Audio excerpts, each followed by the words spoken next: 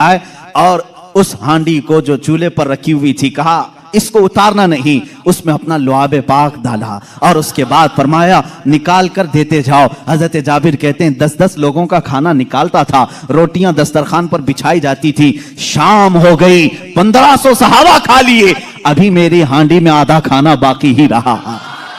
ये मौजिज़ा है मेरे आका सल्लल्लाहु अलैहि वसल्लम का। रिस्क में वुसअत और बरकत सिर्फ लुआबे पाक से।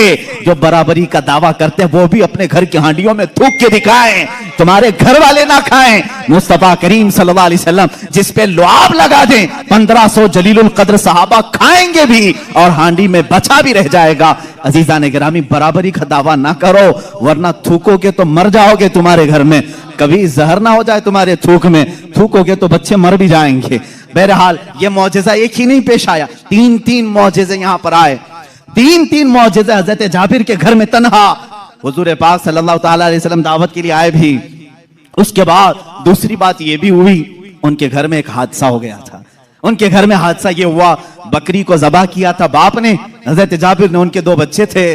दोनों बच्चों ने देखा और बड़े बच्चे ने छोटे बच्चे को बुलाया, आ मैं तुझे दिखाता हूं अब्बा बकरी को ज़बह कैसे कर रहे थे। छुरी लिया और छोटे बेटे को ज़बह कर दिया, गला काट दिया।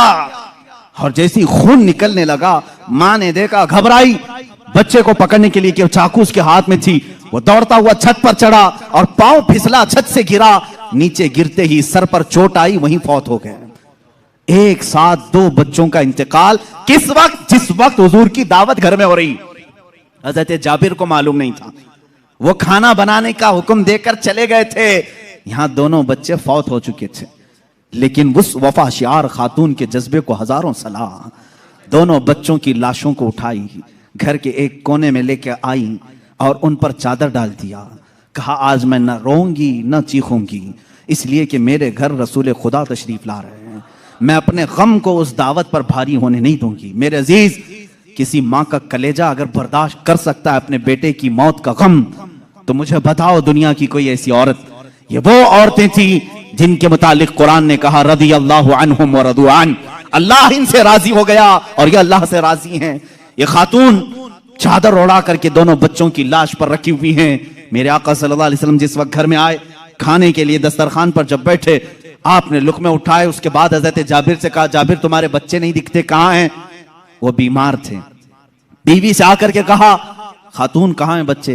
खातून ने कहा वो सो रहे हैं, वो सो रहे हैं, आप जाएं। हुजूर पाक सल्लल्लाहु अलैहि वसल्लम के साथ बैठे हैं। वो आए, कहा हुजूर वो आराम कर रहे हैं, सो रहे हैं। हुजूर पाक सल्लल्लाहु अलैहि